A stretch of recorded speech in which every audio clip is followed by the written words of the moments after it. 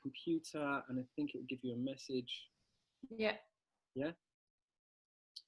All right. And I also wanted to just check in with everyone. I think there's a couple of people here that haven't done these classes, whether in person with me or online, but maybe it's a good idea over the next couple of hours to just get some idea of what our intention is, because this is obviously very different from acting. I mean, it's an acting class, but how it relates to acting is quite mystical, actually.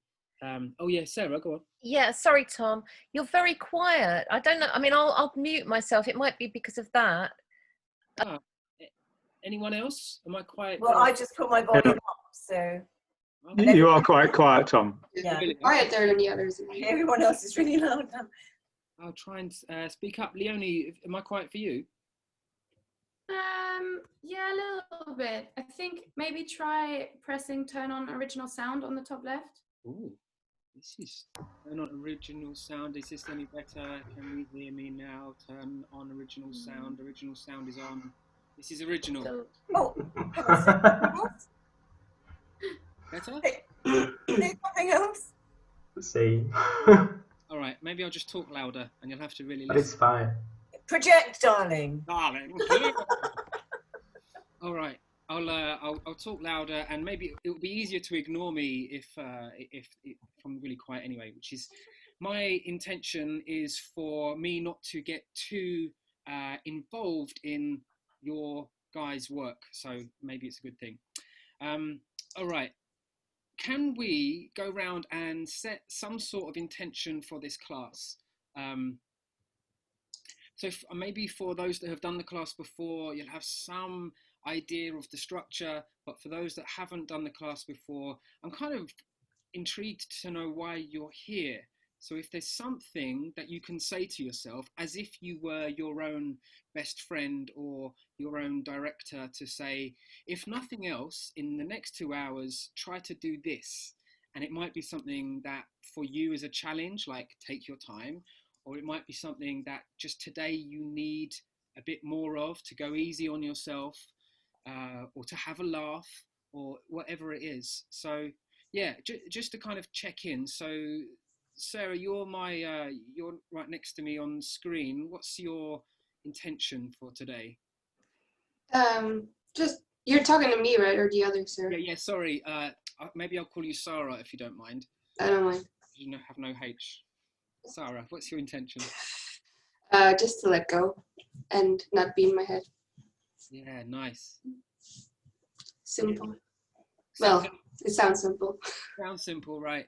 I suppose there's another, if you can be outside of your head, and that means there's somewhere else to be, which is hopefully below the neck, where you're not. I think maybe when people say that, because it's almost impossible to picture being out of your head, but I think what that can mean is that you aren't filtering yourself too much, right? Like a child, they don't filter their responses or, their reactions, impulses and instincts. So yeah, maybe dare to be impolite, dare to be weird, dare to be your authentic self, whatever that is. Exactly. Yeah.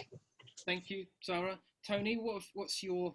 Well, I did a Ben Cogan thing, and I just realised just how rubbish I was, really. I think I just felt I could have done so much better.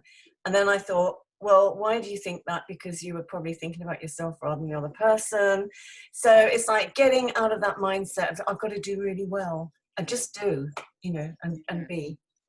It's hard to do that because you're always thinking about, how am I coming across? Am I being authentic? And if you're thinking that, then you're not being authentic.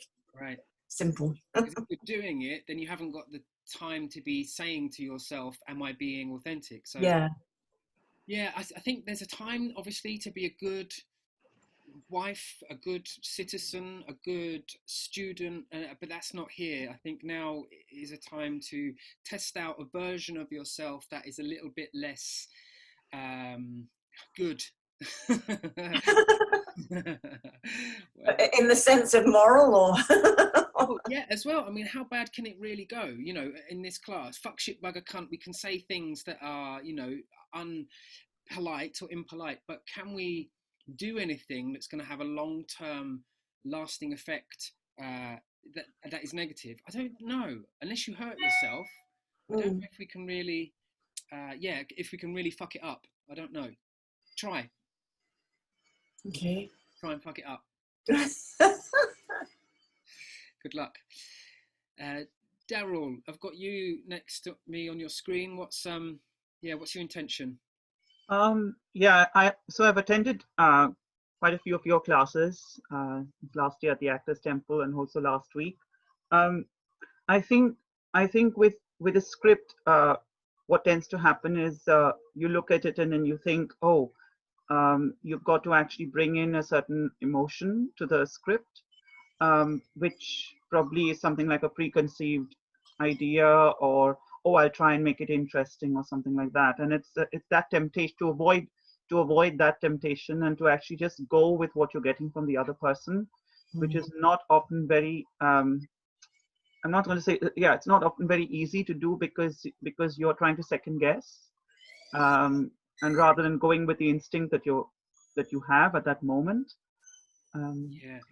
I think that's what it is. And also, as you said, not to try and be nice or too polite, or oh, you're so lovely, or you know, just because you don't want to hurt the other person. Yeah.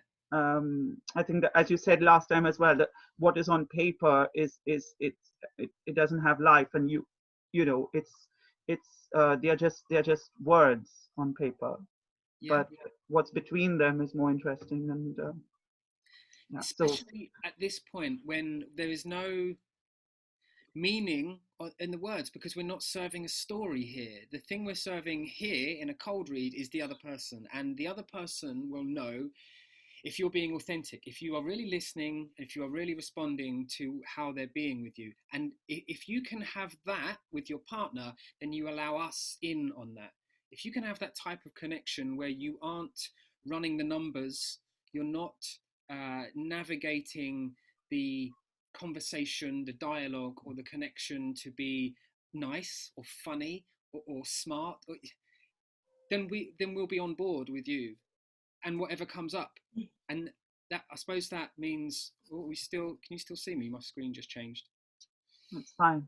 I suppose that means, yeah, daring to say something that in everyday life you wouldn't say.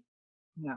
Or you know, allowing something to hit you that in ordinary life you'd kind of got to keep that down. But here I think that's a good thing to practice, because when we get into that mode of keeping that down, it has a domino effect on every other impulse and instinct you have, and it just means that you get used to, oh, I can't do that, I can't say that, I can't feel that. So here, maybe for at least the time when you're working with your partner, to alleviate yourself of that pressure and just see what happens, and dare for it to be boring or impolite, or to try it out. And you'll learn something, actually. My biggest issue over the last 20 years of acting is leaving an audition room and thinking, that was all right, that was fine, you know, I was safe and comfortable, and I wish I'd have left audition rooms thinking, God, I really expressed something there which was naughty, or it was outside of the story, but it was just something that felt real. And that's what we want, these snippets of real moments. So yeah. Thank you, Daryl. Thanks for your honesty.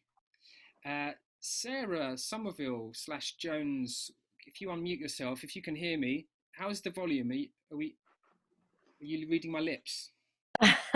It's really quite frustrating. Everybody else I can hear fine, but for some reason, I mean, obviously I can hear you, but I'm having to strain. So it's kind of a bit, you know, annoying. Have you got headphones? I wonder if that would make a difference plugged in. Is that annoying? I do, but I'm at the top of the house. I have to go down to the bottom of the house. Are we breaking at any point? I could go and try then. We can take a break. I'll tell you what, when we get the first couple up to work, we'll have a bit of a moment and maybe a time for you to nip off, because I'll get you to turn your video off and you can head off Okay. and get some headphones. But yeah, sorry. No, it's not your fault. It's just annoying. It's just bad luck, isn't it? Like I say, everyone else's is coming through fine. So couldn't you just go into your settings and up your mic volume on your computer directly? Yeah. how would I do that? I think. No, not you, Sarah. I mean, Tom. Oh. I think. Sorry, Sarah. Sarah's talking to me, not Sarah. Leonie's my technical advisor here because I'm using her computer. Do you know how I might do that, Leonie? There's a trick here. Come have a look. I don't know who has picked up on it. Yeah, me and Leonie are in the same house, and she's in the next room. So I'm gonna call her in. Yeah, do you mind? Oh, that's I'd be blind not to notice that. Hi. Witchcraft.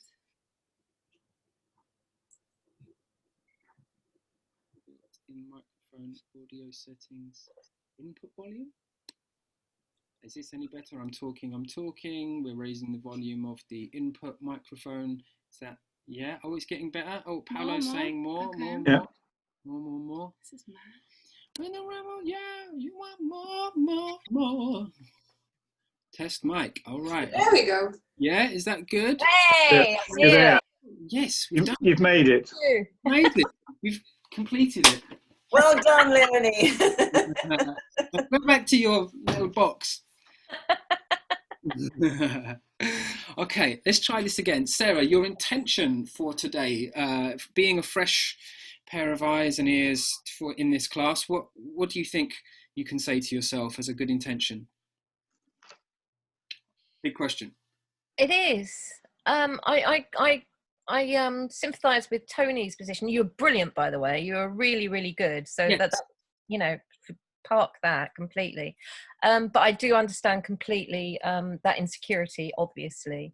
And yes, I need to get out of myself. And I know that's probably the secret. That's probably the key, isn't it? Yeah. So yeah, a bit more of that.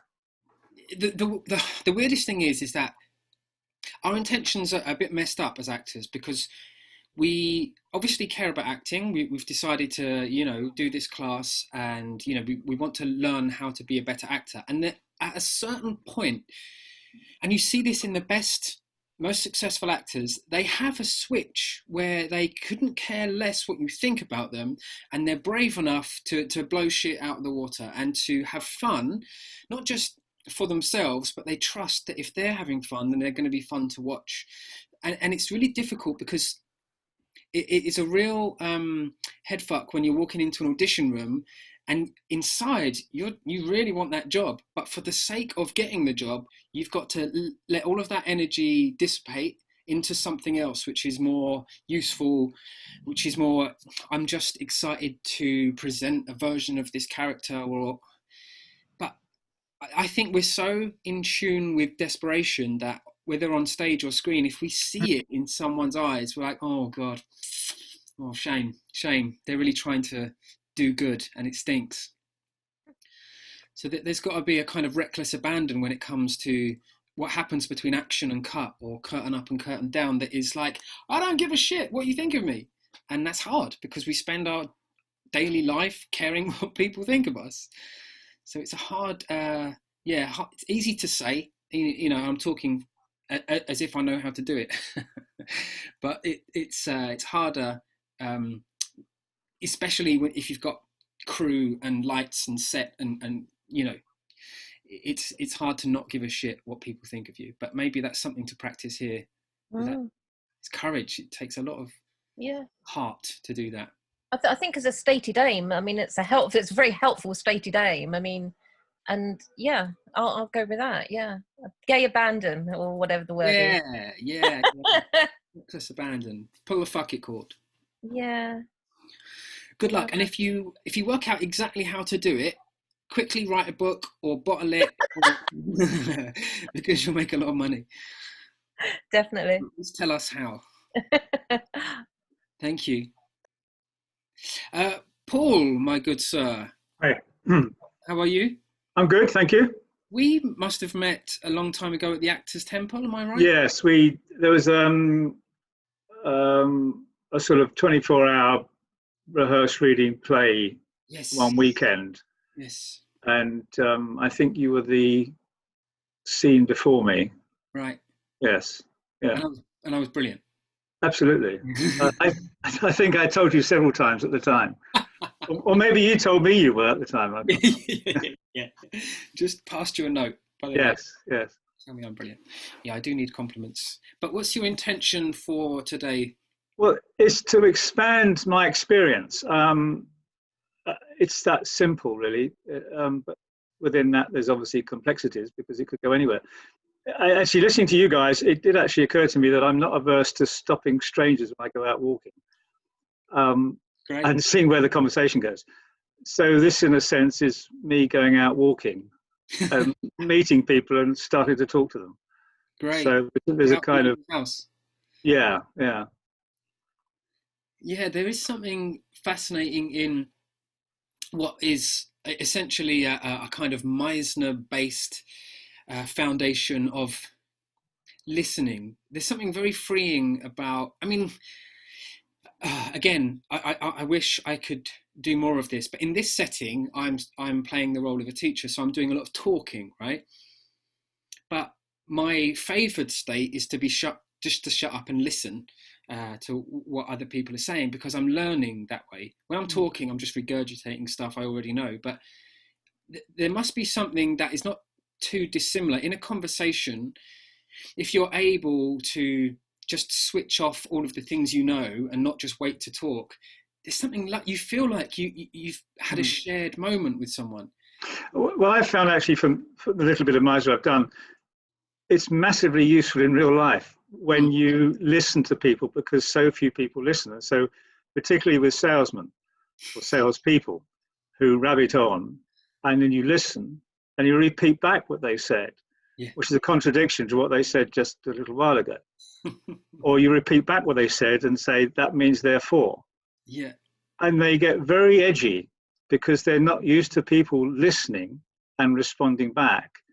It's a great way of also making complaints. When I've done that in a shop which was selling me some household insurance, and they mucked it up. And so the woman there said something, and I repeated it back to her. And she said something else, and I repeated that back to her. She said something else, and I repeated that back to her. And she was getting increasingly angry. But I was completely calm, and I was just toying with her. And her manager came out, and the issue was resolved. So it has some, I've discovered it by chance, and it has some quite useful practical elements. Yeah, Daryl's just said in the chat, that's very well put. Yeah, I completely agree. There's something maybe to borrow about that kind of freedom to do that. And if you add to that a kind of deepening of a connection, a type of intimacy, an emotional, genuine contact that we normally reserve for our loved ones, you would hope, maybe in the situation of making a complaint, you wouldn't necessarily want to find that type of... Yeah, but I mean, because obviously they've got their corporate speak and their list of how to answer questions. Right. What they haven't got and are never taught is how to respond to someone that's listening. Yes. Yeah, of course.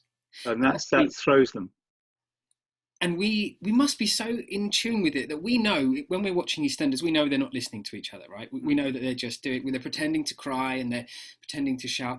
But when you catch a genuine moment between two people, it's thrilling. And the opposite of that is the equivalent of being sold something to. It feels like this person is just presenting at me, they're not really listening. Yeah. And it's obviously harder to do like via this format, but I suppose if we can do it here, then you imagine what we can do once we're in the same room. Yeah. Without the delay. Yeah. Thank you, Paul. Lovely. Be good to work with you again. I suppose, Paolo, I know you were just observing today, but I'm just intrigued as to what made you want to watch what's happening in this class. Well, I saw your I think last session recorded, and I have some study in the Salon Collective that yeah. you may know, Dom Kelly. and with Scott Williams too. Great. So I'm a Meissner lover. So I just missed the Actors Temple and you. So Great. I'm curious to see. And I saw a lot of similarities between you and Dominic and the other of the salon, because I think you are from the same school. I think Dominic studied with you, something like that. Actually, he studied with we both studied under Tom Radcliffe, another Tom. Okay, right. Sorry. Yeah. Yeah, he's he's my twin. That guy, he's a beautiful person, and yeah, Salon Collective. If anyone gets a chance, they have some incredible classes with Shakespeare and voice and movement, and also, but it's all kind of Meisner based. So yeah, you'll probably hear a few Meisner, similar Meisner things, but essentially there is something happening here in a cold read that isn't really a kind of it's a very hard to pin down technique, and it comes back to just a level of humanity, and trusting the thing that's happening between you and your partner, even though you've got a script in your hand. And it does involve this left-right brain kind of working with and against each other, but it's practicable. I hope that this way of working, where you do need a bit of your brain, but you also need a bit more of your ability to just drop your intellect, they can work in conjunction with each other to create what looks like genuine emotional contact. So yeah, welcome, Paolo. Thank you for joining.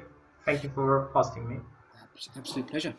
All right, let's get into something. So we've got 2, 4, 5. Oh, we've lost Yvonne, unfortunately, but let's wish her well. She's had a last minute trip to the doctors, so we're wishing you well, Yvonne, if you can watch this back after.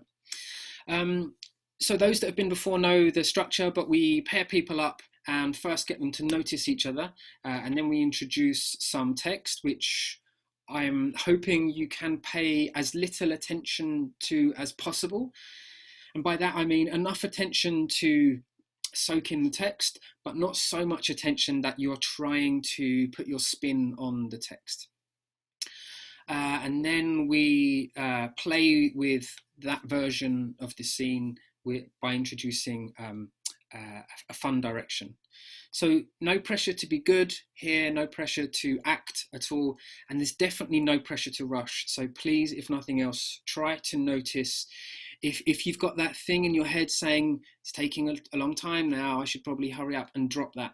And in fact, if that comes, that voice that says you're being boring, have that conversation of, thank you, voice, I don't need you right now, there's the door, do one, I'm doing something else. And take a breath. You're a breath away from redemption. You're a breath away from forgetting that voice and coming back to contact with your partner. So let's try to do. In fact, let's all have a breath, because I'm talking a lot now. If we can have a big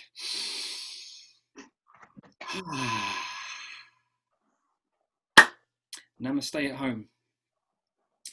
All right, let's get into something then. So maybe we can play Sarah and Tony. If you guys are happy to work with each other, then please pin each other's video, and everyone else, please turn off your video, turn off your microphone.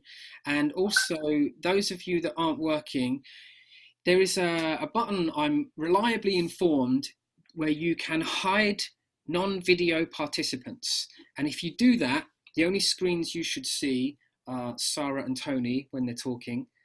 And I'll mute myself eventually so that you'll just see those two working with each other. But for Tony and Sarah, just pin each other's videos so that you just see each other. And Tony, hello again. Hello. Yes, I can hear you fine. Sarah, hello. Hello. Great. So you've both done this class before, where we get into this first making a type of contact that is hopefully a little bit less shallow and less surface level than you might have at an interview or at the shops, where we're really attempting to see each other. Have you guys worked together before? No. Good. That means you get a lot of stuff for free in terms of noticing someone and having a feeling about it. So Tony, what do you notice about Sarah? And first, stick with a fact that is undeniable and purely scientific and clinical.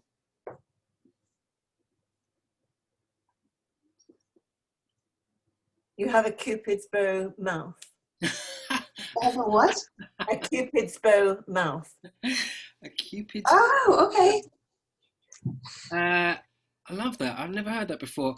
I think I know what it means, and I can see the shape of Sarah's mouth. But what exactly do you mean by that? So that I'm not just guessing. If I was blind, how? Well, yeah. If you're blind, then you won't have seen Cupid. Let's say I was only blind in my after puberty. Oh, right. Okay. Well, you might have seen some artwork where Cupid is seen with a bow that has how did it go? It goes like Sarah's lips. It's that shape that it has, and it comes up at the end like that. So it's a smiley Cupid's bow. Like it's kind of curvaceous. Kind of a normal thing to describe lips. I've never heard it. I love it though. What? I use it in everyday conversation. But if you notice, Sarah, put your lips together. Do you see? It goes like that, and that is like the shape. If it was like that, it would be a Cupid's bow. Yeah. No. All right. I hear you. I see what you mean. That's hard to argue, actually. Yeah. Fair enough. We'll give you that one. So, what do you notice about Tony? What's a fact? She has short blonde hair. Great. Yeah. Short blonde hair. Yeah. Good. All right, let's move it on. Tony, then a feeling. What is going on with Sarah? Notice a feeling and try and put it in those categories of mad, sad, or glad.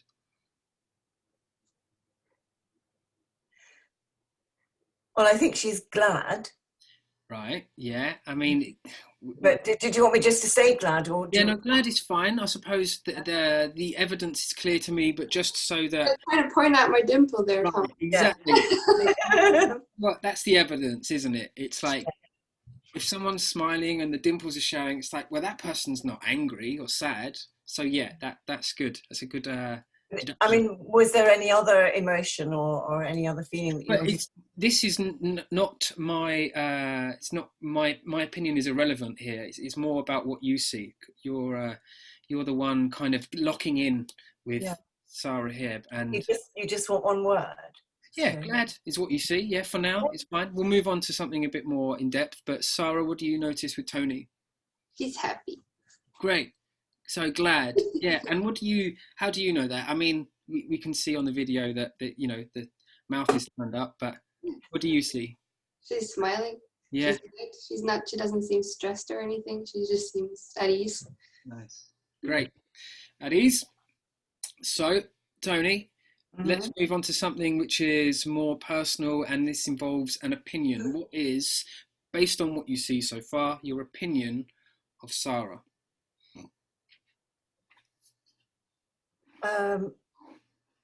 Well, likable, because you remind me of a friend. So, and I like my friend. So you're likable, and the sort of person you'd like to get to know. Yeah. Was that right? All right. It's great, and it's not a test. I'm just trying to for this answer in particular. I'm just trying to press you to get more. To get less general and more specific, because likable you could say about a TV show or an animal. Right, okay. So get even more personal with that, your opinion. I like where it started from, because the fact that she reminds me of a friend is a real, that's a real feeling. But yeah, go more in depth on likable. Well, interesting. Okay. Now, my only problem with interesting, sorry, I'm really picking on you. I know, it's tricky to find a word. And then he says it's not a test. And I know. Say it's not a test, and then I... yeah. It's not a test, but you have to get it right, or we're going to keep going. No, I suppose it's trying to get clarity with that. So my problem with interesting is because I hear it a lot in class. When I ask someone, so how was that? Yeah, it was interesting. And it's a kind of word that when it relates to, when we're talking about stuff below the neck, interesting is like a word. And it's not what you want to hear when you come off stage, is it? If you ask a mate, hey, what did you think? And like, yeah, it was interesting. It's like, that didn't feel good. So interesting is like I tried to figure it out, but I couldn't. Whereas here, I think there's something that I'm going to keep pushing you, Tony, to to try and nail down that opinion of Sarah. And it's there. I suppose I want to hear it out of your mouth.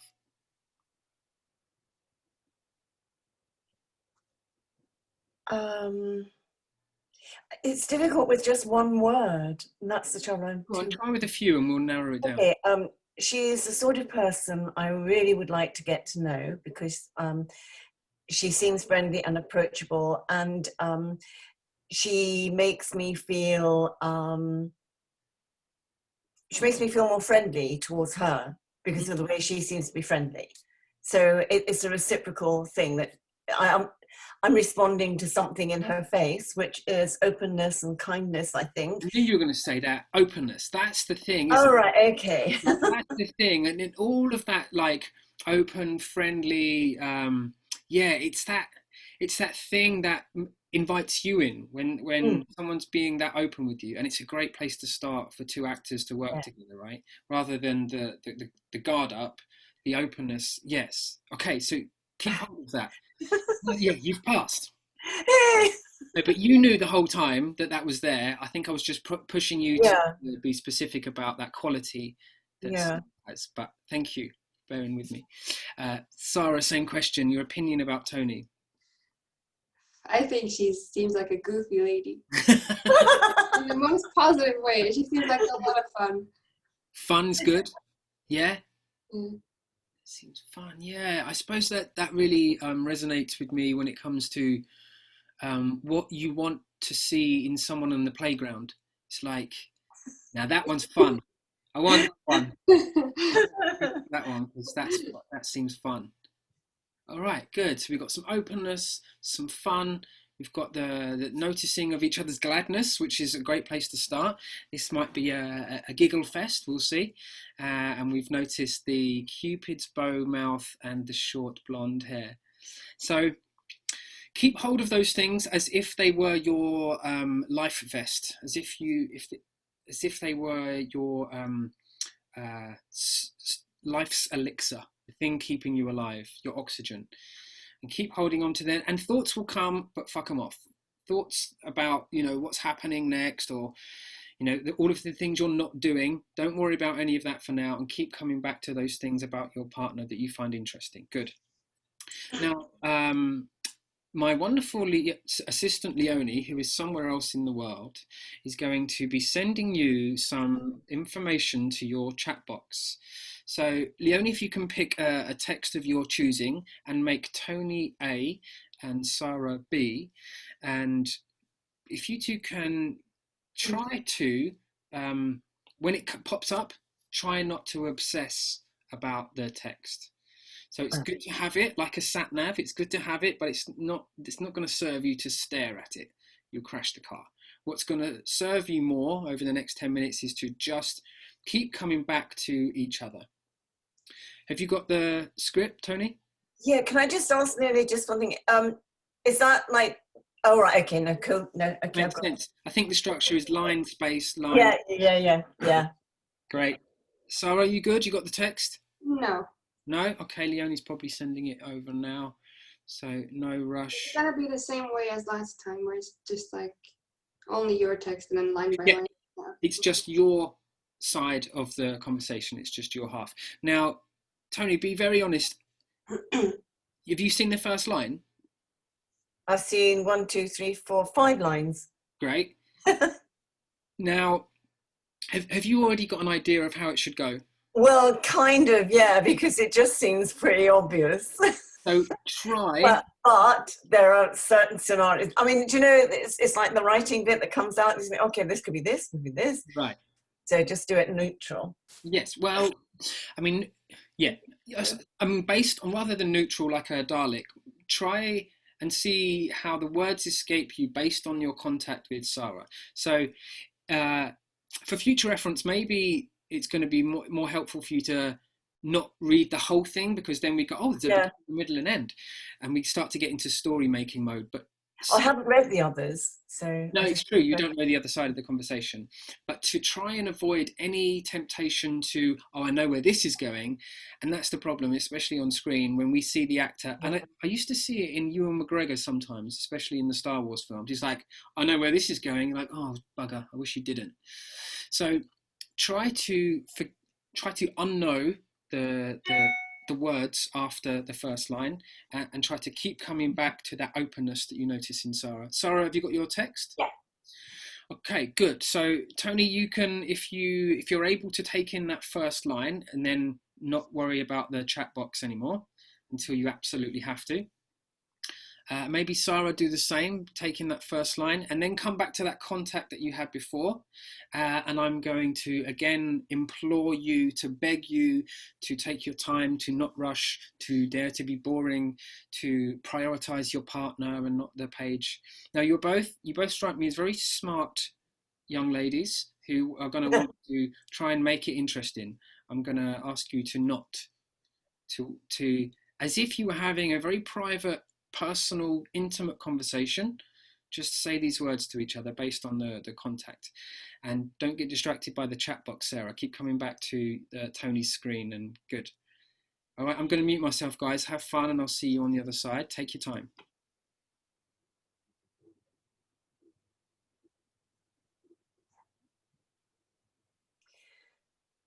The falcon flies east for winter. I'm sorry? The falcon flies east for winter.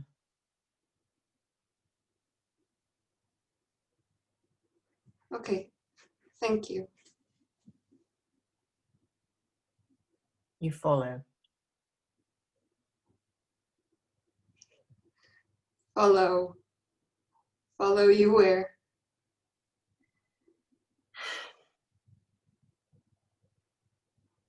Sorry, this is my first time. That's okay. Me too. You're doing great.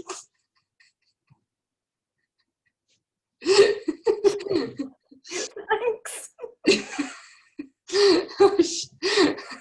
Come on, let's go somewhere more private.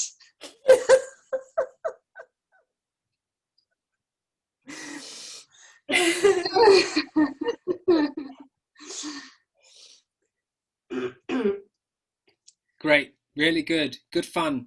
Nice to see you two just working with each other. Now we've done that. Let's forget that completely.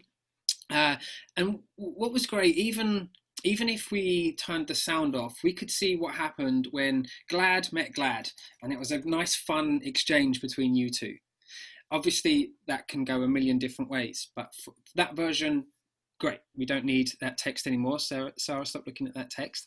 And you two can have another version of this where you're not thinking about the lines, and you do even more than before, try to not put your spin or interpretation onto those lines. So even the thing about that's hard is when you read a line that says, what the fuck do you want? It's very easy to get into acting mode. What the fuck do you want? But see if you can challenge yourself to strip away any intention and just come back to your partner. I think we'll try to start from those first lines again, and we'll just see where it goes. I'm going to mute myself again and take even more time. Even if that felt like a long time, take more. Good. Have fun. Do another of that scene. Thank you.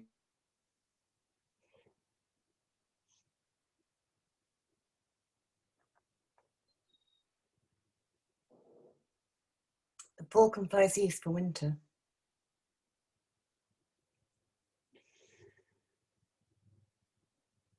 I'm sorry?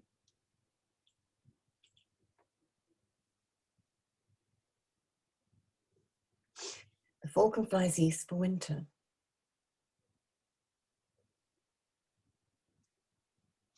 Okay, thank you.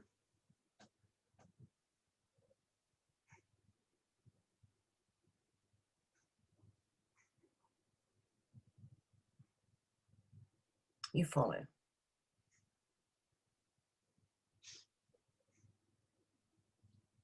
Follow. Follow you where?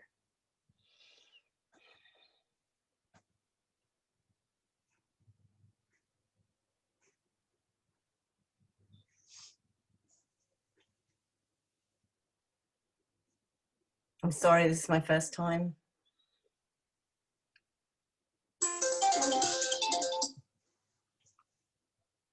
That's okay. Me too. You're doing great.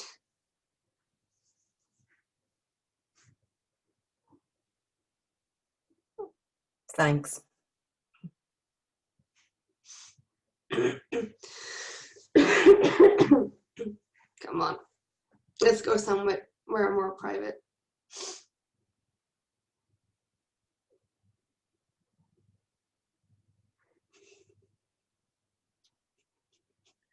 Great. All right, let's cut there. Really nice.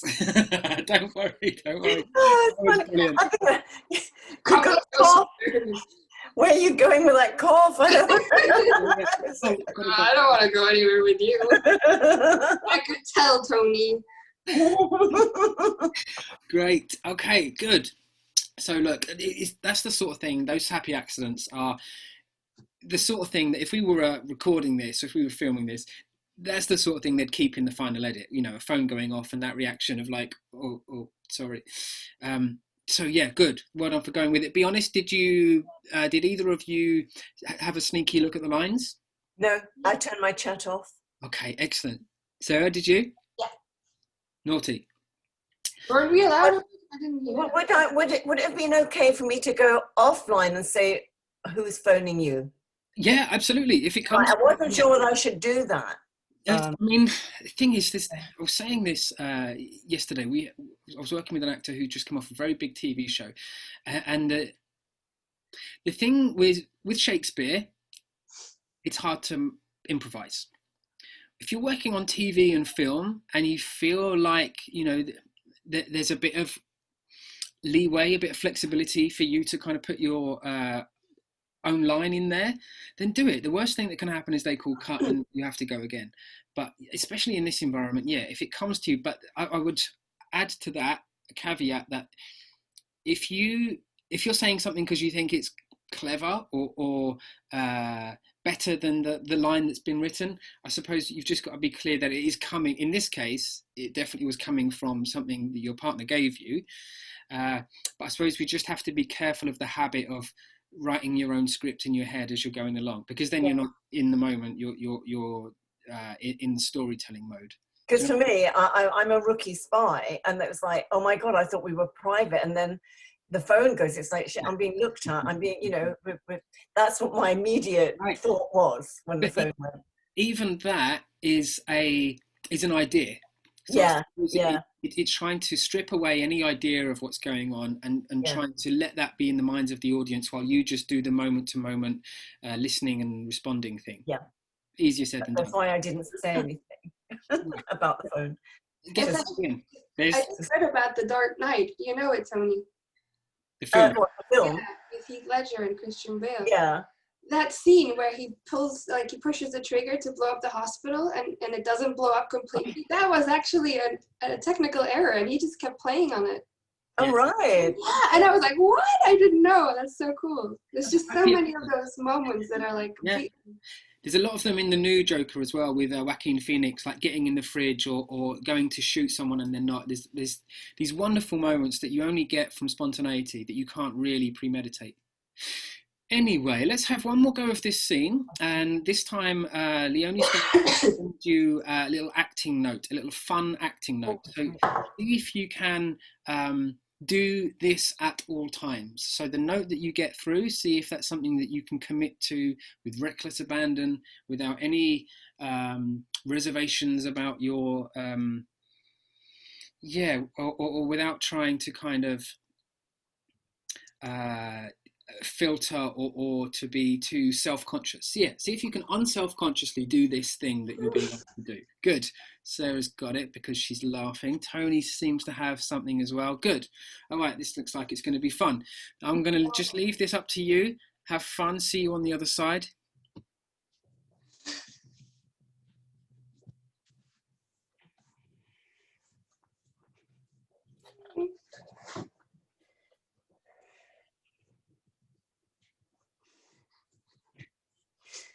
The eagle flies east in the winter.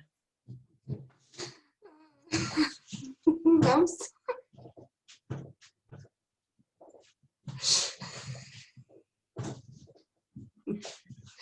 oh, The eagle flies east in the winter. okay, thank you.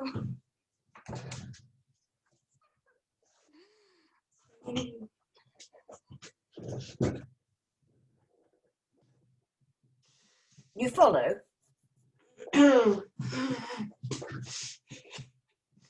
Follow? Follow you where? I'm sorry, I'm new to this. Okay, me too. You're doing great.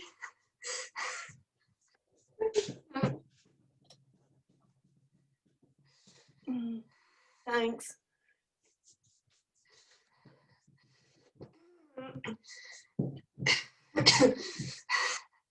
Want to go somewhere more private? Yeah.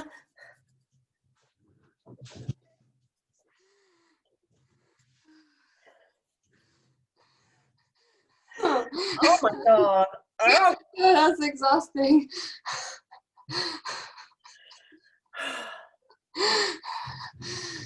All right, good. We'll cut there. Nice.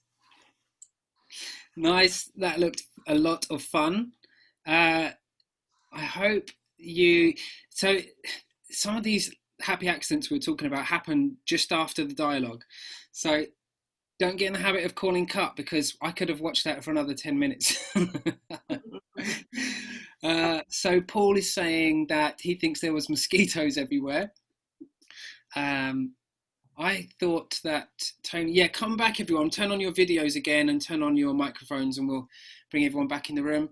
And I thought that Tony had fleas and that Sarah was wetting herself. What on earth was going on? Tony, what was the note you got? I had an itch, an itchy rash that was spreading from my toes upwards. Okay. It was kind of difficult to sort of see from until you get there, but yeah. And now I'm really itchy. Psychosomatic. Yeah. Great. And Sarah, what was yours? What was your note? My feet were being tickled. Great. Really nice. How funny. So yeah, Daryl was saying, are they both meant to be itching? Yeah, it did look like it actually. Although definitely based on behaviour, Sarah was having a more pleasant time than Tony. It seemed like the tickling was funny, rather Tony's was having quite an uncomfortable moment. Yeah, great, a lot of fun. Was it? Is I suppose one thing to keep asking yourself, and I'm asking you to remind myself, if we did that again with the same note, is there anything you'd have done differently? Probably taken more time over my toes and my legs and maybe sort of pulled them up a bit, but it's difficult. Right? Yeah, sure, that's an option. Yeah. So I think I should let go even more. Let go even more, right? And that's what you said to yourself, right? We'll try and let go. Yeah, good. It's good. But it is hard to constantly be tickled. I mean, that's fucking tiring. Yes. Yeah, I imagine it is. Leonie, is it? Leonie, you're enjoying this so much. Making people work. Well, there's a story with Leonie being tickled where, as she was growing up, her sister would tickle her and then say, well, if you don't want me to tickle you, just whistle. And it's impossible, of course, but very, very fun game. All right, guys, thank you very much. That was a pleasure watching you two. Thank you for going for it with full commitment. And let's see who else we've got here to work. So maybe Daryl and Paul, should we have you two can partner up, which means just pinning each other's video and yeah, unmuting yourself, and everyone else, we can disappear again. So videos and mics off, and you two can get into the zone of really seeing each other.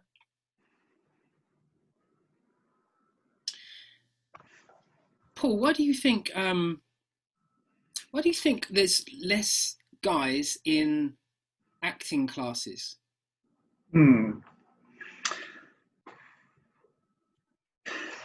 I've immediately gone to yoga classes. Don't ask me why I've made that link.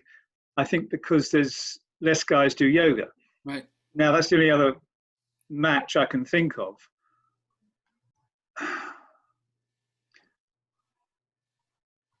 I'm trying to think because, I mean, are there less guys in drama school? Yeah. Which I suspect is the case. It's more female applicants, I think. Yes, and I think perhaps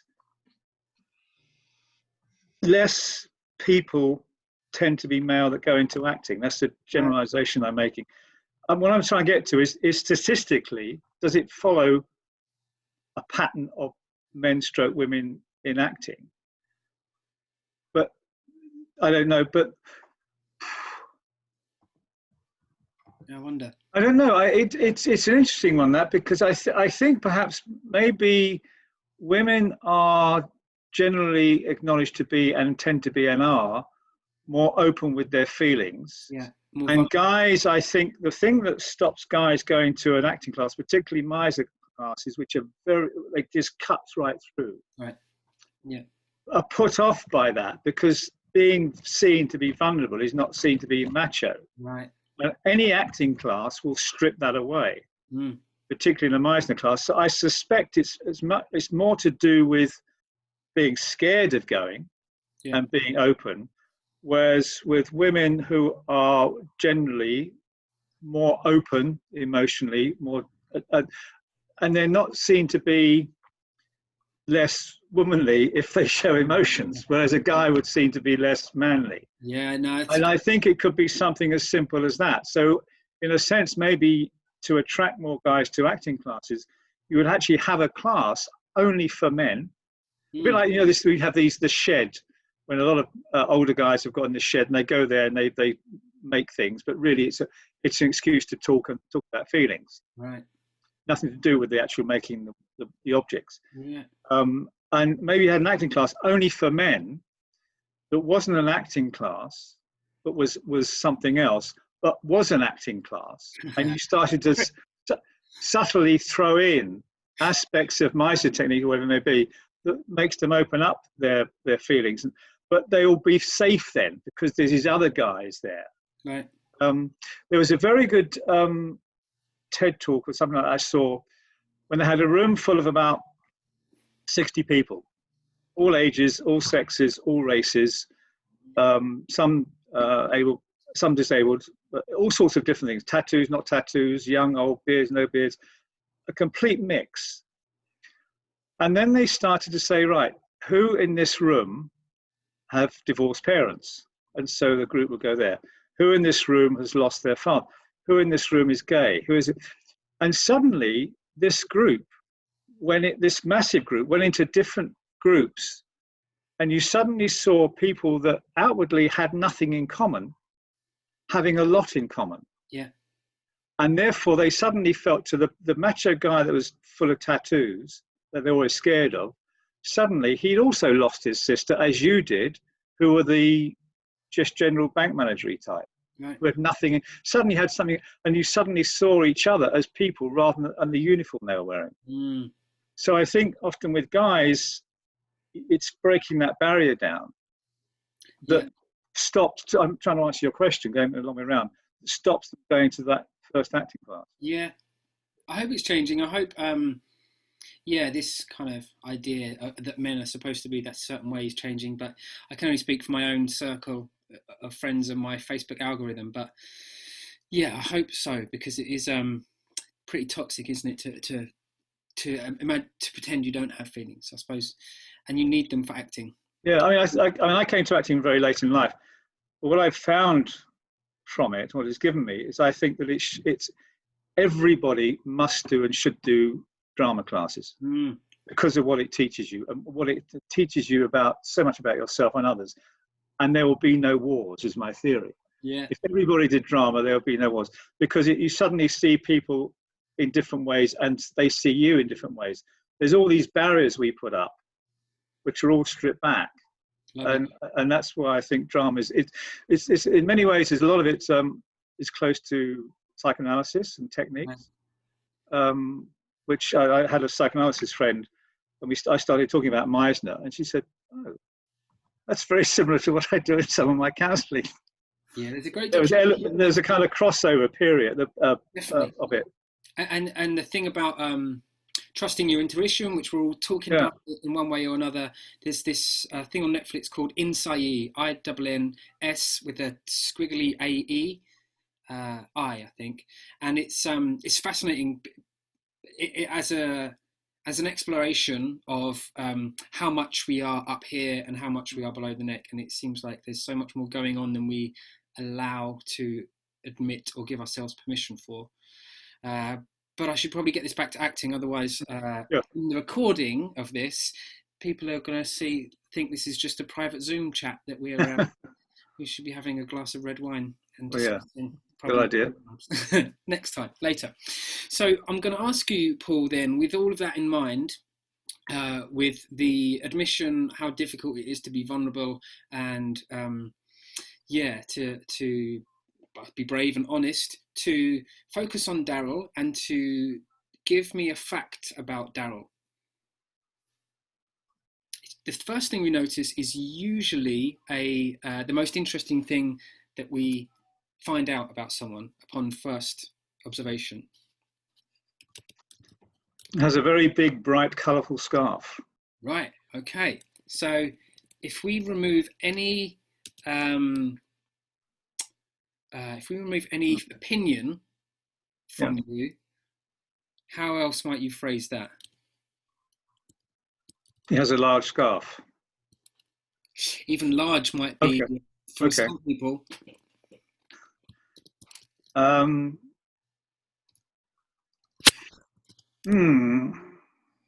Impactful scarf.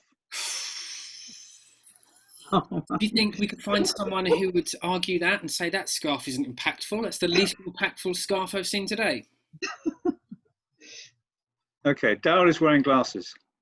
Great. Okay. Great. And there you go. Isn't it funny that if you spot it, you got it? If the thing that you noticed happens to be the thing that sits on your face too, then yeah, the thing that you've zeroed in on. Amazing. Daryl, a fact about Paul. Paul has a goatee beard. Great. Yeah. Hard to argue that. Yeah, clear as day. So Paul, then how is Daryl feeling? And take your time.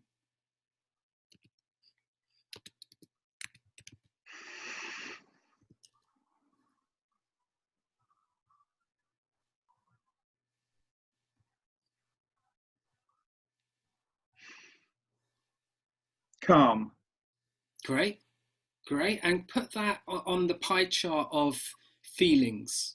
Happy, sad, angry. It's hard. Happy. Sure. Yeah. I mean, it doesn't have to be like ecstatic joy. But calmness, contentment could be associated with a kind of low-level happiness. Yeah, great. Lovely. So, Daryl, same question about Paul. What's the feeling?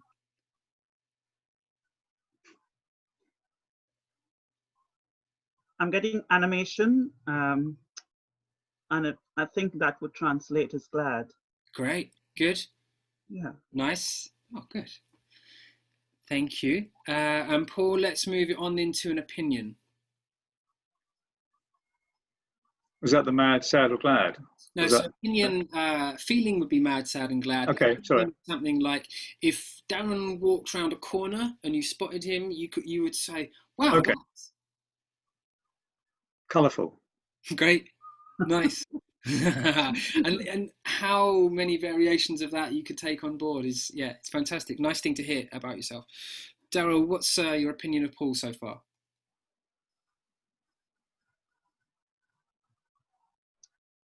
I would say he's very observant.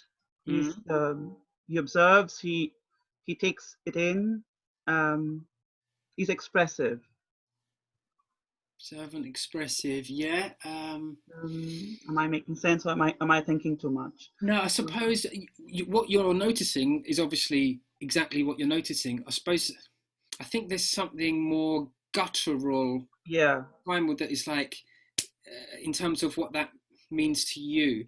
Like, I think colourful is a bit more poetic, whereas observant sounds a little bit like a dictionary definition, if that makes sense.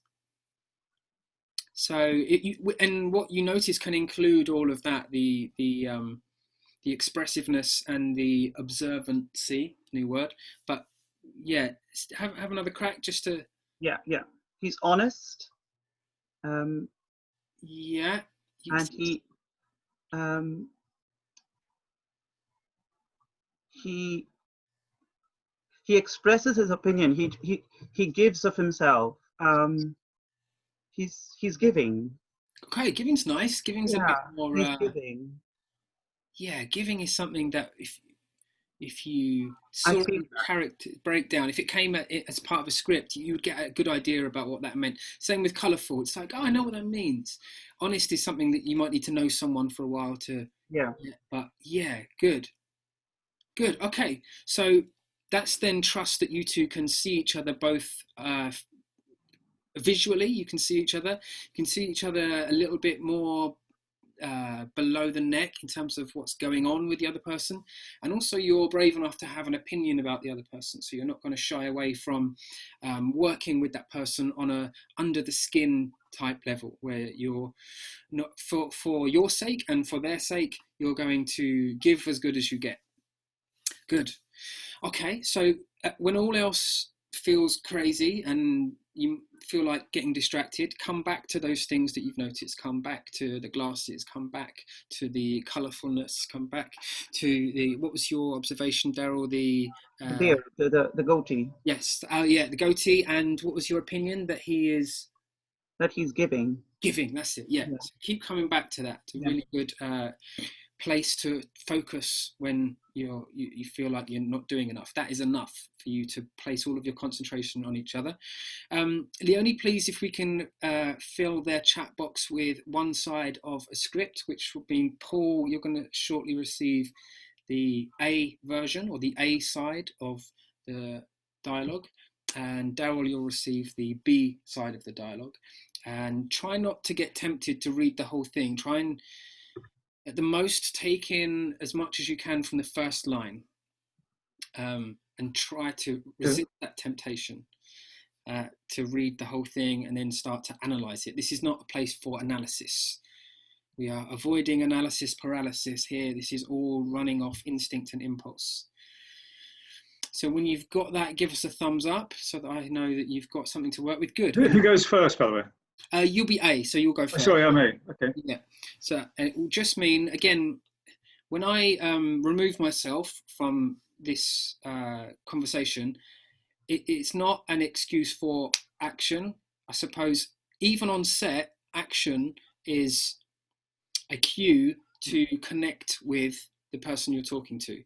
So often action is called and the line just comes out and it feels wrong. If you can get into the habit of only speaking when you feel that little bump of an impulse, when you feel that little hit of an instinct to speak, it sounds quite airy-fairy, but you know what I mean. If you just take your time, something will arise where you feel like I need to speak now. So take your time, come back to seeing each other. I'm going to remove myself, have fun, and I'll see you at the end.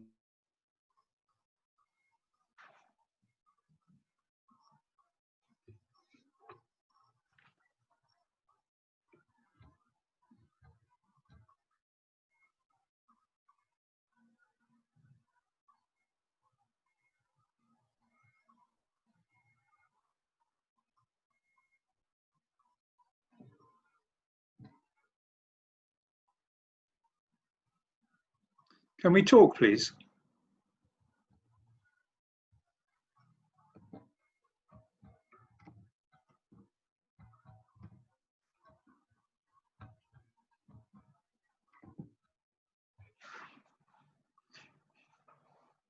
Who are you?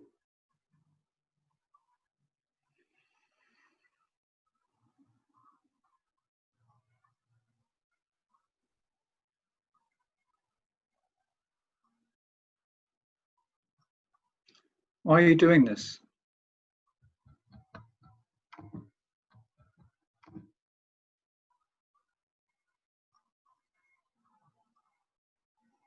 Doing what?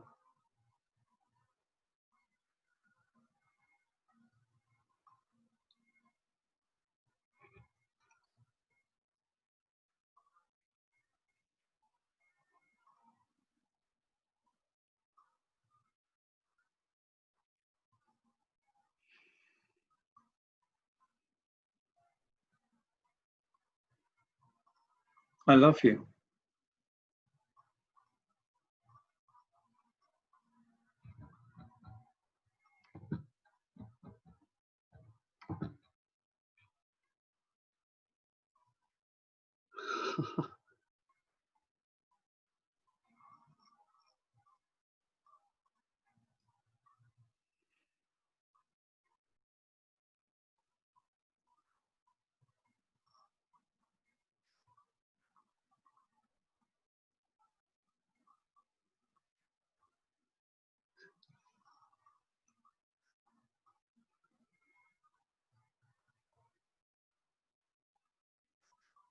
Huh?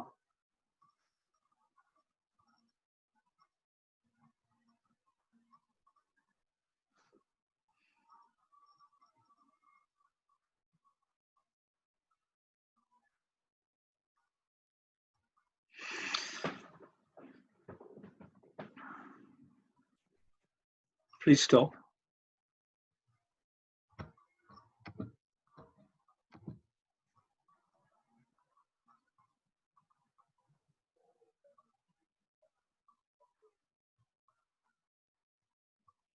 You stop.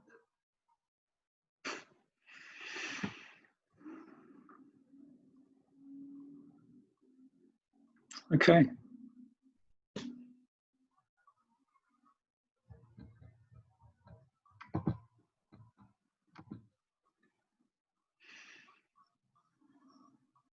Thank you.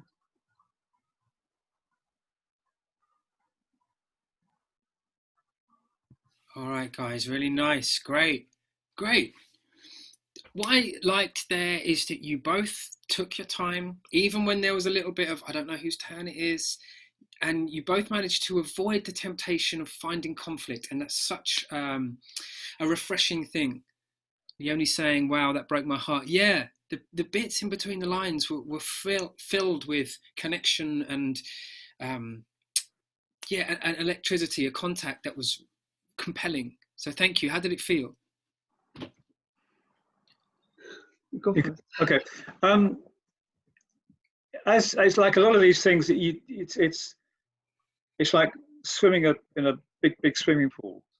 You need to get a length under your belt before you start getting into that rhythm or that way. So really, it was at some point after the second line or somewhere where you've been drawn in. It's a bit like being tempted into a sweet shop or something. And the first line takes you there. Yeah. And then you're inside looking at it, and then you start to eat. So you then at that point the connection becomes bigger. And I think was it the "I love you" line from there? It starts to really connect at a level. So, Yeah. But yeah, I mean that's how it felt. This is what I mean about the stuff between the lines, where because you weren't spoon feeding us anything, we got to project a lot of what we imagined, what was going on with us, onto what you were doing. So even when you said "I love you," Daryl was like, yeah, really felt it. It was it was moving. There's something there that is yeah. I'm sure everyone would have a slightly different idea about what was going on. So Daryl, what's Leonie saying? Tom's going to steal all those. Going to steal all those comparisons. Yeah, those metaphors, the sweet shops. Yeah, I should charge you for them. I'm going to borrow them. Yeah. Well, the wine's on you then. Yeah. Okay. Done. I owe you. Daryl, what was that like for you? It just, I don't say just. I don't want to use the word just, but it felt just drawn in. I don't know how else to describe it. The words somehow didn't feel. The words were almost incidental, I thought. It just, there was a deep connection that started building up. Yeah. From the very beginning, I thought. Great. I felt rather than thought. Yeah. It's yeah, it's an easy thing to say, to be the feather in someone's wind. It's hard to do because it involves a real breaking down of one's ego and ideas and all of the survival tools that we have to navigate each day. But when you can do it, it's a gift, actually. It's a gift to your partner and it's a gift to those that are present. So really appreciate that version. Let's forget that that's happened. Let's forget the lines and let's have something else where you're still checking in with each other. Don't worry about the scene or the story. Just be worrying more about each other. And we'll just see what happens. We'll start at the start and yeah, take it away. But try and forget anything that's happened before and keep just seeing each other. All right, good. Have fun.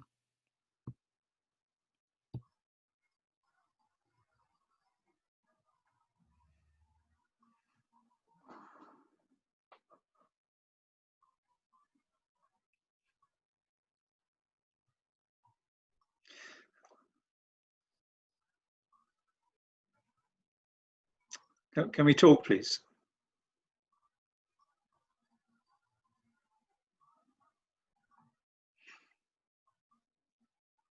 Who are you?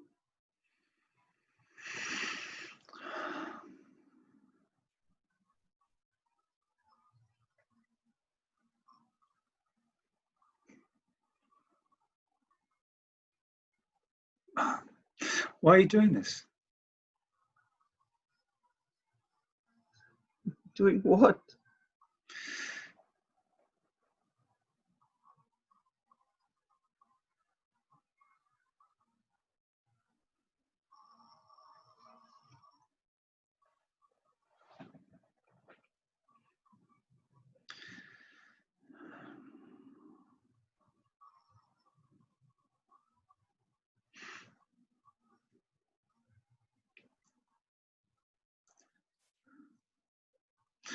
I love you.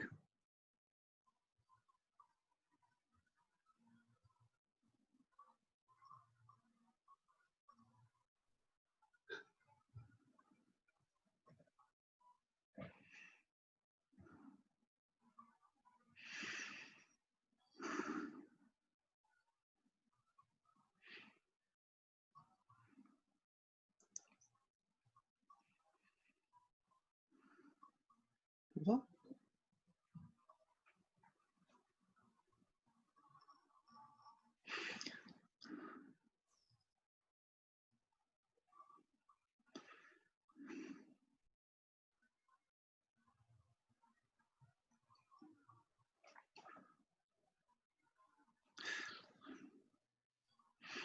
A cool cut there for now, guys. Really nice. Good stuff.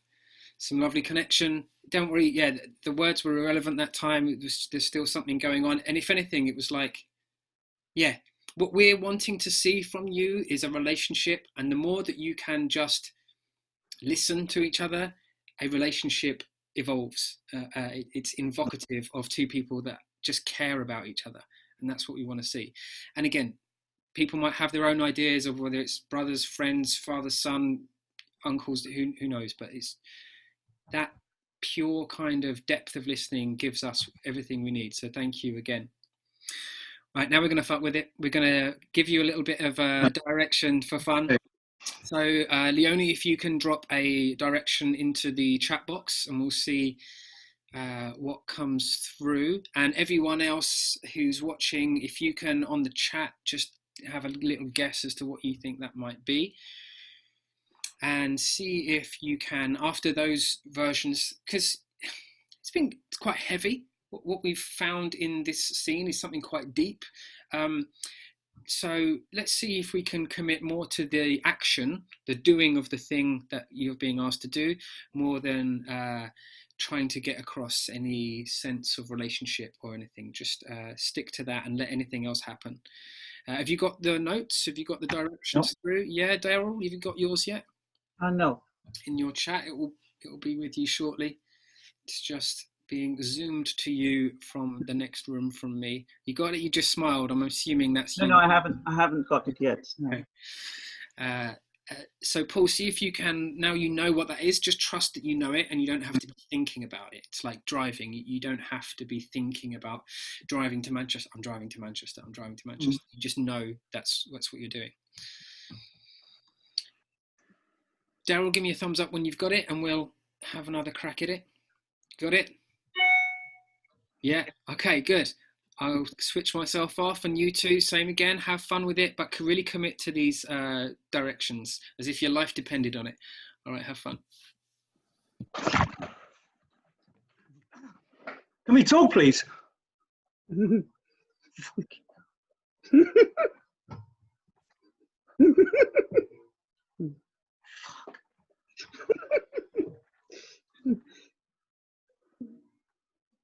Who are you?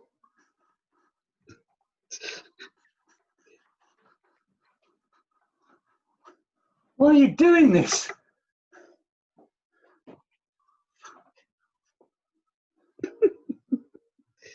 Doing what? I love you.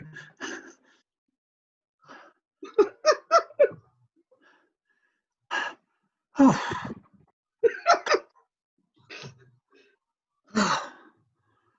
Shit.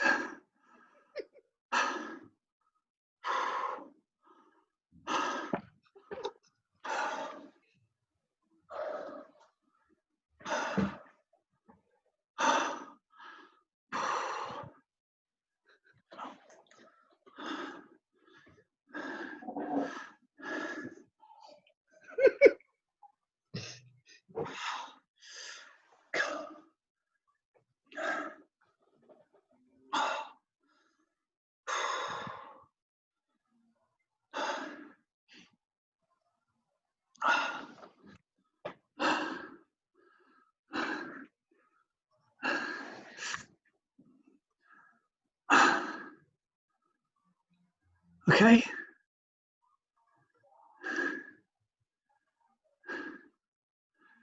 Any what?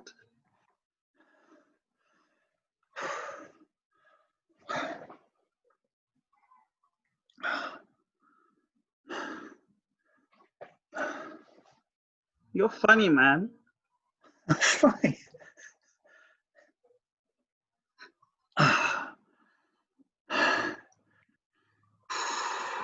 All right, good, you two, shake it off. Nice, nicely done. Good, brilliant. That was fun. Paolo's saying Paul had a robber in the flat. Sarah thinks that Paul is in an earthquake situation while Daryl's just spotted his neighbour doing naked yoga. Yeah, come back everyone, turn your videos on. Sarah's saying Paul thinks someone's trying to get him. Daryl's flirting. Tony thinks Paul is under attack from something quick and Daryl has a fit of the giggles or Tourette's. Great. Paul, what was that? What did you have? Well, somebody got it right. It was an earthquake. Oh, brilliant. Ah, It was a... get that on the CV. Good earthquake acting. Fantastic. And Daryl, what was yours? That Paul is my favorite comedian. Oh. Great. Really nice. I feel like someone's having fun with these acting notes, Leonie. Oh. Brilliant.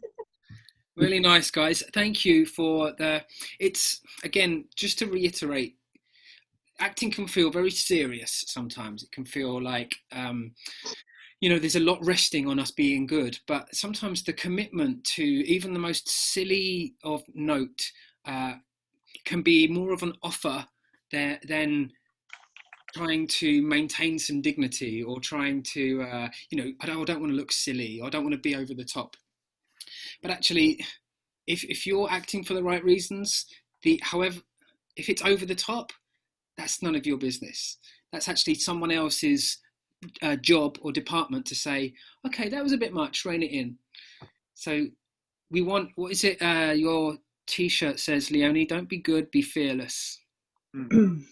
Nice. So yeah, you're fearless actors. There's that lovely, talking about T-shirts, that lovely quote about being a 6-year-old kid with a Batman T-shirt. Mm-hmm. Okay, great. Playing with that creativity. Yeah. Batman did it. Amazing.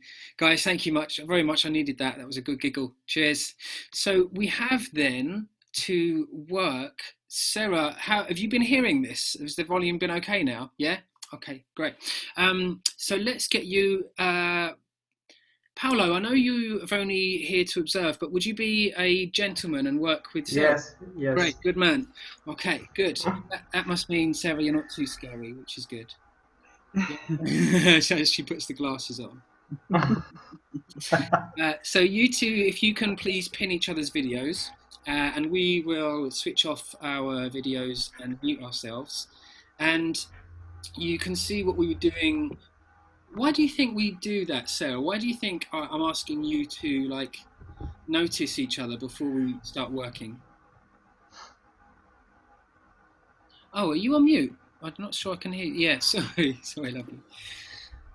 I'll ask you that again and we'll edit it out. So Sarah, why do you think we do this initial getting to see each other? To build a connection, some description. Yeah. Is that necessary, you think? Yeah. Must be harder to act without it. I think the only relationship that is believable if you don't have a kind of deep connection is that of two strangers meeting for the first time. That's what I was just thinking, yeah. And there's not many good scripts written about that.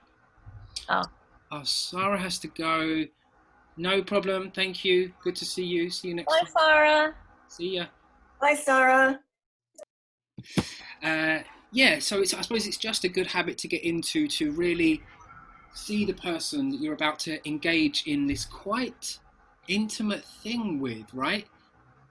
I know it makes it sound like it's some sort of sexual act, but it is something that is, you are offering yourself up more than you would to someone you don't know very well, which essentially, you know, is what you are. If you're meeting your actor, your partner for the first time, you know, it might be someone famous that you know from the TV, but you have to establish a type of connection that is not just superficial. There has to be something, even if it is a dimple or the colour of their eyes, that you can just, right, I've got that, I will hold on to that thing.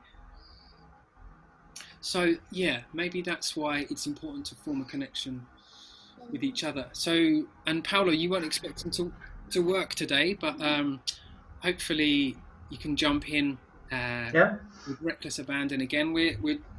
That seems to be the theme today, doesn't it? Of like jumping in head first to the unknown, because that is all art is that. It's never perfect. Yeah, what do you notice, Paolo? What do you notice about Sarah? A fact we couldn't argue. She has a hand on his forehead. Right. Yes. She at the moment definitely has her hand on her head. Yeah, I suppose that's evocative of something. If you were to write that in a script, she puts her hand, or she puts her head in her hands, that would mean something. Yeah. I suppose that might be a temporary thing that might not be happening through. Could you find something that is a bit more permanent? Yeah. Her cheeks are red. All right, great. That's lovely. And brave to say, right? Because some people might notice that and not say that. My eyes are polite. Yeah, exactly. Fuck polite. Kids tell me all the time my eyes are different colours. I don't know if you can see, but they're different colours and sizes. Oh no, they look the same now. But kids often tell me, you've got different coloured eyes. But adults avoid it like the plague. They won't say anything. You see it in a close-up. It looks crazy. But yeah, great. Thank you. Sarah, an observation about Paolo that's a fact. He has dark curly hair. Right, yeah. It's hard not to notice that first. You've got to love dark curly hair, right? Paolo, how's Sarah feeling then? What's the feeling there? Sad. All right, nice. Even through that, that's amazing that you can dare to say that. Even through the politeness of this Zoom call. Thank you, Sarah. What do you notice in Paolo? I think he might be on the sadness spectrum as well. Okay. Well, if we follow that theory, if you spot it, you got it. We notice the thing that we feel. That's lovely. And an opinion then. Paolo, what's your opinion of Sarah?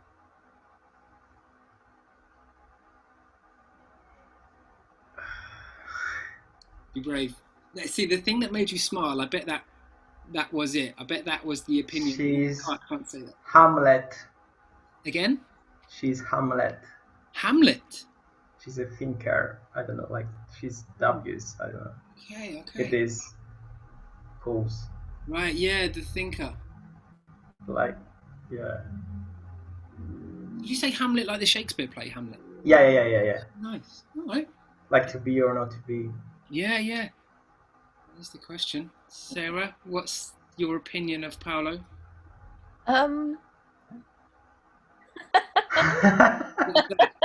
Share that.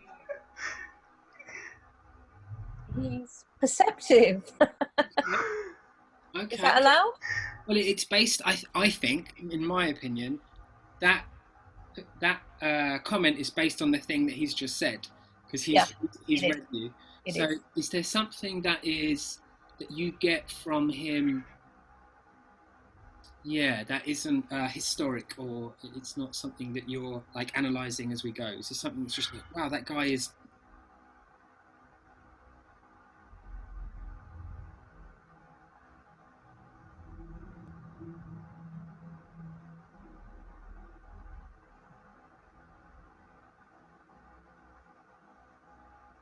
Not easy. Not easy.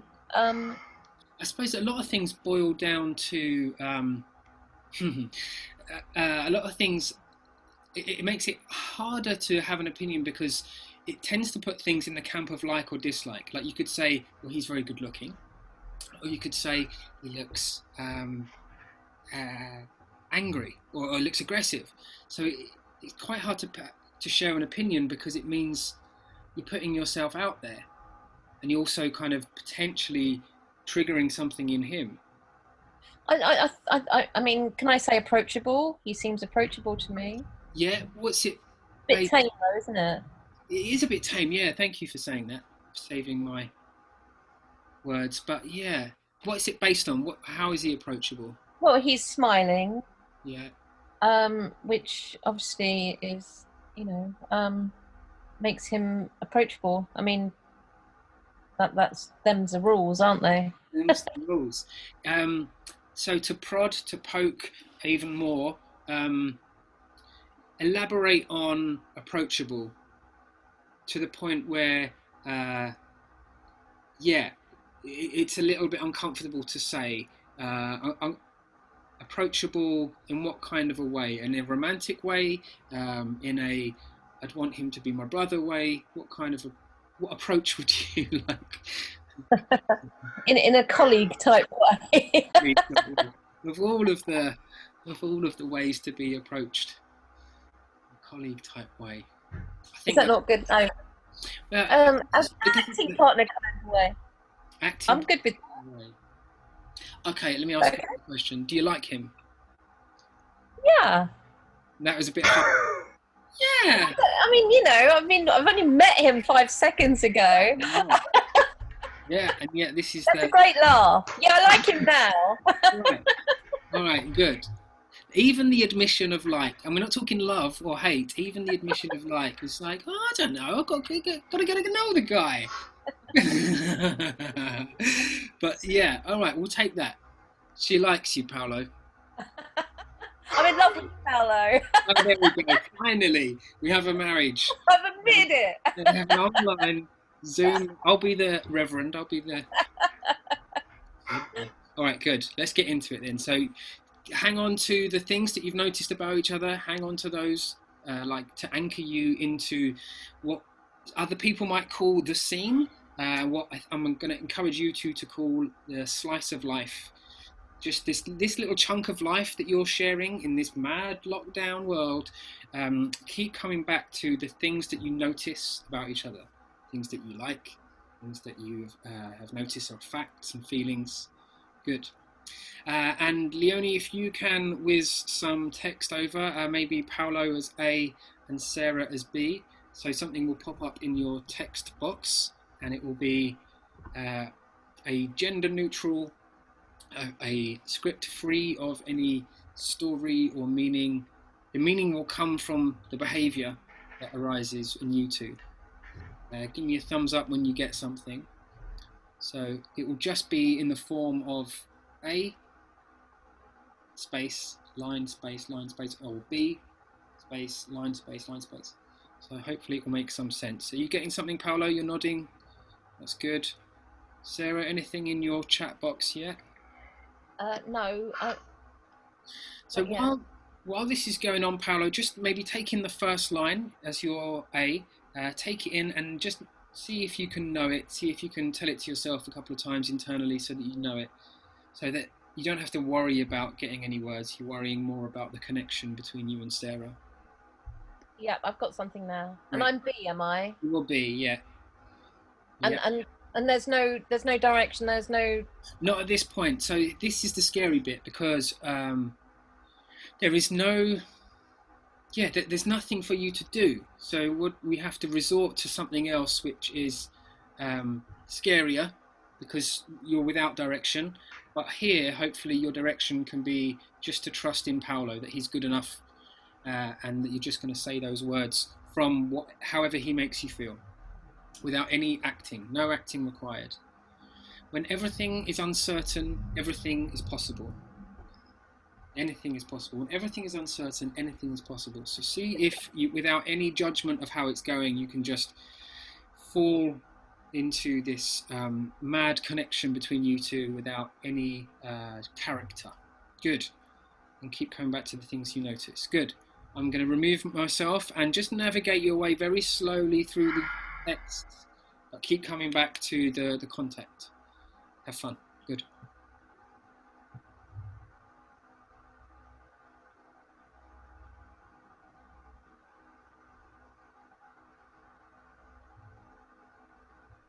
Let's keep this between us. No one could ever find out.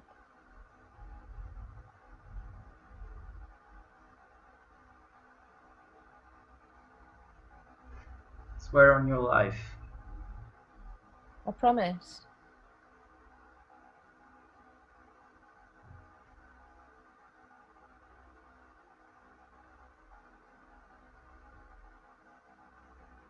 Good.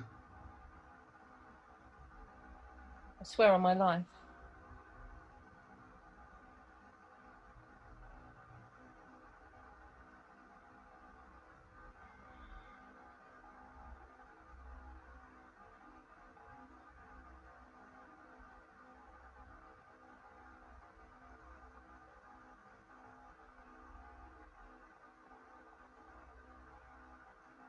Good.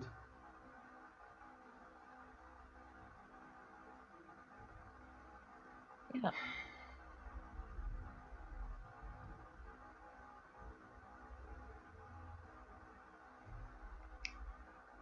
Let's check on it. Don't touch me.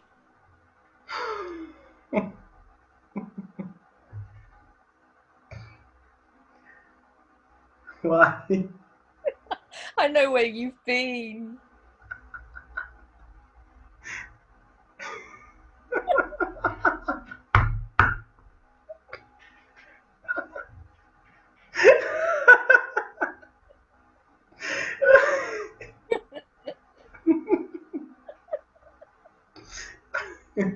Fantastic. Great. Thank you so much. Yeah, sorry, I understood at the end how was Don't worry. the order of the sentences. Doesn't Sorry matter. about that. Yeah, they're just words. They're just noises. They don't mean anything. Yeah. The thing that means something is these little sparks between you two. The words are completely irrelevant, and we get these lovely bits of humanity. These kind of what happens when two human beings really meet, and it's a joy. It's a gift. So thank you. How was that, Sarah? That was fun. Good. Good and fun.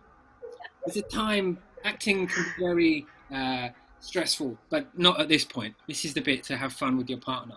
Good. All right, let's go again. Let's forget that version and don't worry about the chat box. Just come back to each other and go with whatever's happening and trust that your partner, even in the silences, your partner is going to pull something from you. Good. All right, have fun. Try not to remember those lines. Just forget about them and just see each other. All right, good.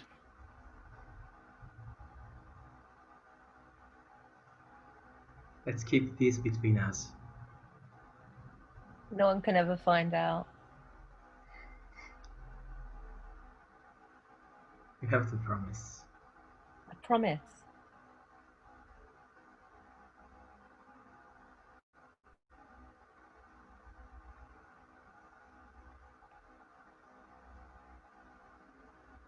Swear on your life. I swear on my life.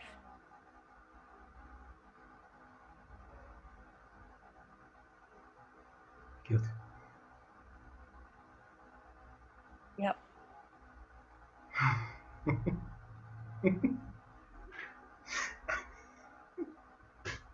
Let's shake on it. Don't touch me. Why? I know what you mean.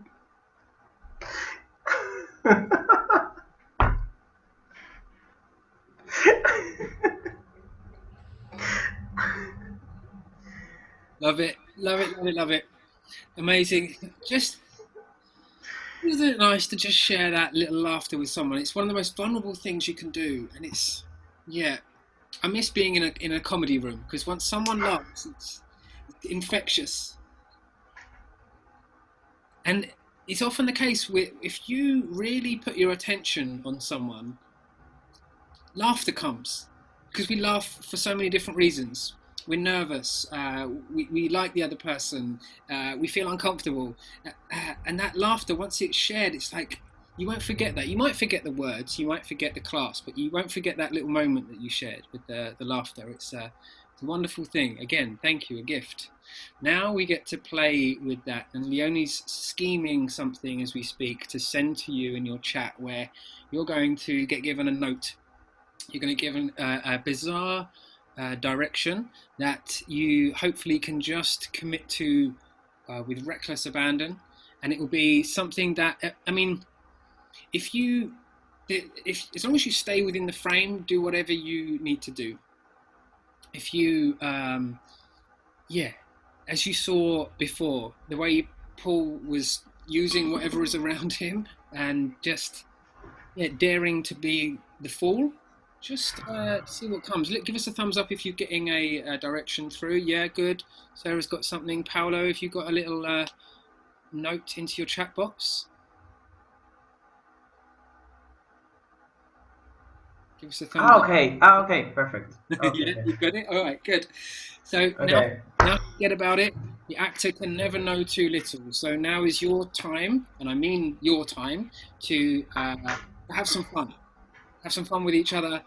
Don't worry about the text. Just let it go wherever it goes. Take your time and don't call cut. Have fun. See you on the other side. Thank you. Let's keep this between us. No one can ever find out. You have to promise. I promise. Swear on your life. I swear on my life. Good. Yep. Let's shake on it. Don't touch me. Why? I know where you've been.